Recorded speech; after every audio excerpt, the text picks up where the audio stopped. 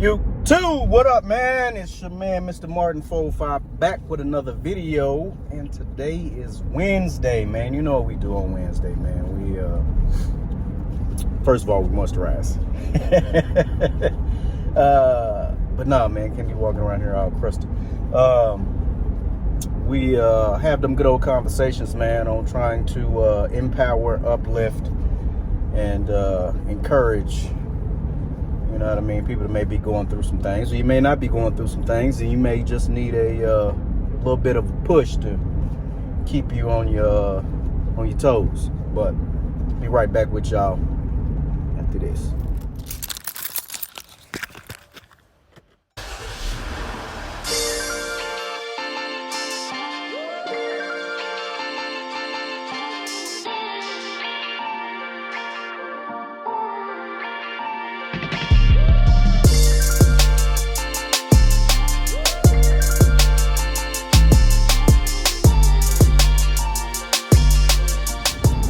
Alright, man, so today's gems being dropped, man, we're taking a little bit of a closer look at, you know, our surroundings and what it is that we are forced to deal with. That being said, Psalms 46:10 says, man, be still and know that I am God. You know, so we got to have that faith in knowing that, you know what I mean, no matter what the situation is that we're facing, that he's already on it. You know, it's like for anybody that is watching, if you have children, I'll put it in two different cases. If you have children, you know, pretty sure your child never comes to you worrying about, well, what am I going to wear today, Daddy? Or, you know what I mean? What am I going to eat today, Mama? Like, they have all the confidence in the world that you are going to meet every need that they have. Talked to a partner of mine a couple of days ago, and, you know what I mean, how he was talking about an experience of kind of shedding the worries of this world that we're in, worrying about, oh, well, I got to hurry up and get to work, or I got these bills I got to pay, or I got this going on, or I got this drama going on, to where it's like we all get burdened down with the cares of this world. Not saying that you're not supposed to have responsibilities and you're not supposed to, you know what I mean, take care of said responsibilities, but to get to a point to where they don't worry you, you know what I mean, you're not stressed out about, oh, well, if this check is going to be enough to pay these bills or whatever the case is.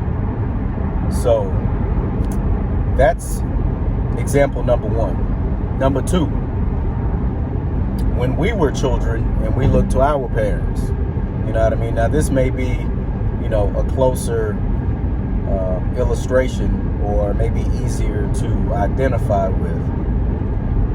But I never really remember asking my parents or worrying about whether or not my parents were going to come through with the necessities that I needed. Now, don't get me wrong, we all had wants that we had, you know what I mean? Sometimes our parents would come through, sometimes they wouldn't. But I always had what I needed, you know, which that leads me into, you know what I mean, a little bit of a segue to get to talking about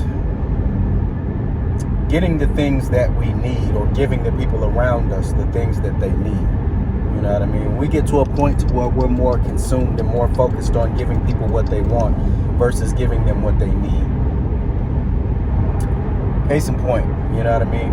Me and my wife have the type of relationship to where she can come to me and tell me, well, hey, I feel like you could have done this differently, or I feel like, you know what I mean, you dropped the ball in this area, you know, or what have you. And vice versa, you know what I mean?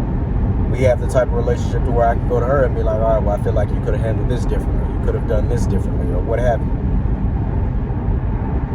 To where you can own the mistake you made and move forward from it. Say, okay, well, this is what I've done. All right, let me address the issues that I've had and, You know what I mean? Continue to be better. Instead of being at a point to where we're constantly trying to give people what they want. And being a husband to be like, okay, well, I agree with everything that you say and I agree with everything you do. No, I'm, you know what I mean, privileged to have the type of relationship with my wife to where I can go to you and tell you when you're wrong and help you fix it. Not just point out flaws, but to help you fix those flaws or help you strengthen those areas to where you may not be as strong in those areas. And vice versa, when she does that with me, you know what I mean? Don't get me wrong, it don't always feel good, you know what I mean? You get to a point where you're like, hey, need you calling out my mess. Need you pointing out my BS, you know what I mean? But to know that it's done with the intention in mind and in heart to make me a better person, or for me to make her a better person, or to make one another, to get to a point to where we make one another stronger in our weaknesses, or be the strength in those areas of weakness. So getting to a point to where, you know what I mean, we constantly give one another what we need and not always what we want. Now, don't get me wrong, you know what I mean? You give people what they want in certain instances, as far as, you know, there are certain gifts that my wife wants, or, you know what I mean, giving her compliments and, you know what I mean, all of the things that come along with being with the beautiful woman that I am with. So, baby, if you're listening, giving people what they need, but at the same time, or giving people what they want, but at the same time giving them what they need. Those points in times where you be around your friends or family or whatever the case is, and instead of, you know, sugarcoating what it is that I need to tell you, instead of just being like, hey, bro, you could have handled that situation much better, or, you know what I mean, in the future, handle things like this. And not always just being a yes man or a yes woman, where it's like I'm trying to baby your feelings, you know what I mean? And not trying to too much go ham on somebody or be on somebody's head, but at the same time, having that type of relationship to where I can be 100 with you. You know what I mean? There's a small group of people in the world nowadays that keep it 100. You know what I mean? If I can tell you something behind your back, I can say that same thing to your face.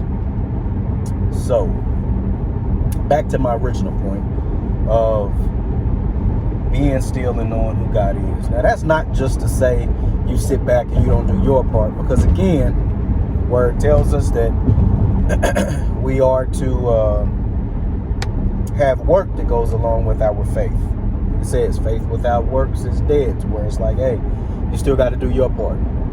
It's like me going to work, like, you know what I mean? Yeah, I got a job, but if A, I don't go to work, I'm not going to get paid. Or if I go to work and I don't do my job, 9 times out of 10, I'm not going to have that job for a very long time. So there's a small part that we have to play and that we have to do, along with what it is that God himself is going to do. If he sends us somewhere to do something, we have to be ready, willing, and able to carry that out.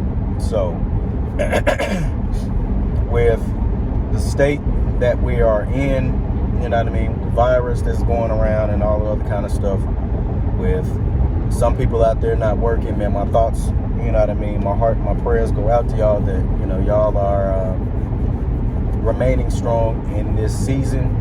This may be a point in time to where, you know, you have to start your own, you know what I mean, or start a new chapter at a new job or whatnot. So like I've said in previous videos, this is an area in my life to where not only within my household, but in my circles, where I have people around me who are branching out and starting their own businesses, or, you know what I mean, looking to be in an area to where they're working for themselves, which I'm doing the same. Yeah, I still have my everyday 9 to 5 that I go to, but I'm still working on my own dreams, my own goals, my own aspirations, you know what I mean? So this may be a point in time to where you have to, you know what I mean, open the door to that new chapter.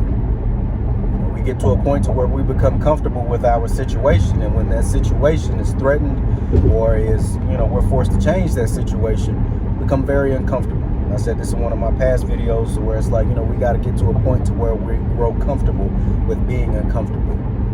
It's almost kind of like a rubber band. Rubber band still holds its same form, so to speak, but when it's stretched, you know what I mean? It puts stress on it, yeah, but it's able to do much more when it's stretched. You know what I mean? When it's having to be under that stress.